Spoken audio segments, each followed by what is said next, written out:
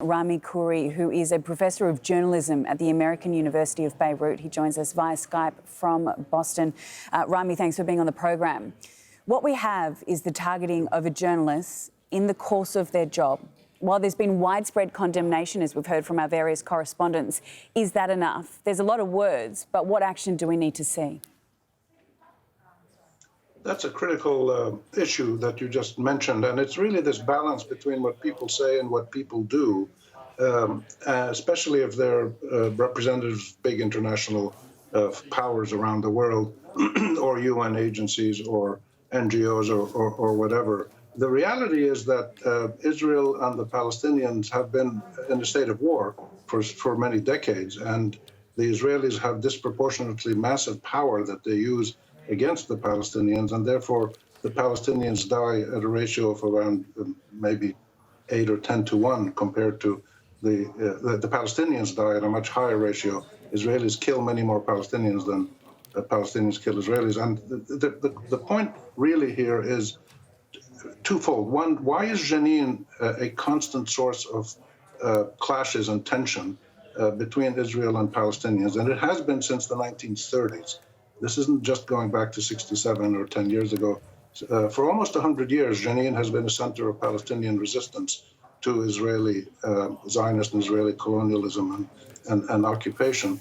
And Gaza is the other one. Gaza and Jenin are two places that have constantly opposed Israeli actions. And the Israelis use massive force, as they did now. They go in with their army, they raid homes, they arrest kids, they arrest old men, they kill people, and they kill journalists with impunity.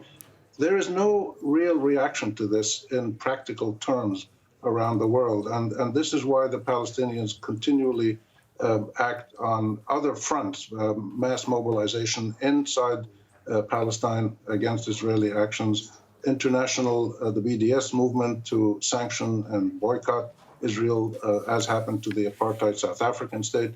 And so what you're seeing is a shifting of the global and the local political battle to get away from the fact that Israel is so much more powerful militarily than the Palestinians, but the Palestinians are fighting back with all the weapons they have, which is political mobilization, nonviolent protest, and other means. We saw something very interesting in the last few hours only. The Israelis instinctively came out and said, oh, she was probably shot by a crossfire. Oh, maybe Palestinians shot her by mistake. Let's do an investigation. They quickly had to walk that back within 2 or 3 hours, because there was videos on the spot by Palestinians, by international journalists. There was interviews with people who were there. The producer who was with Shireen was interviewed. And very quickly, the inaccuracy or lies that the Israelis produced were negated. And therefore, this is new.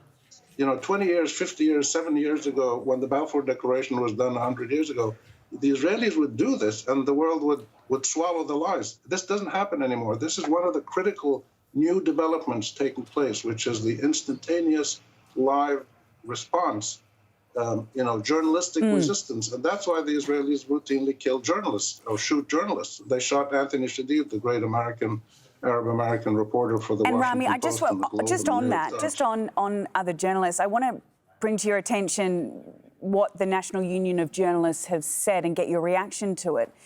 It said, if we demand justice for the Russians' targeting of Ukrainian journalists, we must demand an end to and justice for Israelis' targeting and killings of Palestinian journalists. And that goes to your point, doesn't it?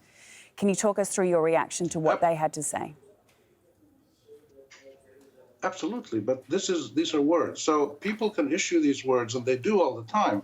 And they issue their sincere condolences. I mean, the sincerity of these statements is not always clear, and therefore people are not satisfied with just statements of apology or support or condolences or sorrow or whatever.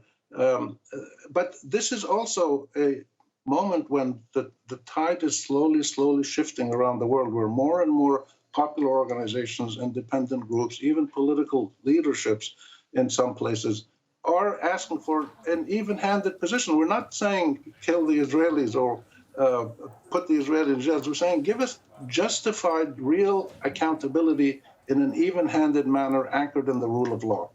And this applies to everybody, not just Israelis. You have to look at all governments around the world. If it's the Russians, if it's the Iranians, whoever is doing something that you think is a war crime or a crime against humanity or is illegal against the rules of law, they should be investigated. So this is what we're asking for, a genuine investigation, and then to hold people accountable. Another young man was, 18-year-old boy was killed today in Palestine as well. And there are constant situations going on where homes are demolished. Israelis can demolish somebody's home. They're trying to get rid of 1,200 Palestinians south of Hebron in a rural area, ethnic cleansing, supported by the Israeli Supreme Court. So these constant string of actions that are for Palestinians a continuation of the 100-year process by which Zionism and then the State of Israel have slowly colonized and occupied and annexed and ethnically cleansed what was a 96% Palestinian Arab region to make it primarily an Israeli Jewish region. And this battle continues, and you have to see it in that context. And Jenin is particularly important, and Jenin refugee camp is particularly important in that context because Jenin and Gaza have been the two places where the Israelis have not been able to completely pacify the resistance by the population, whether it's armed or nonviolent.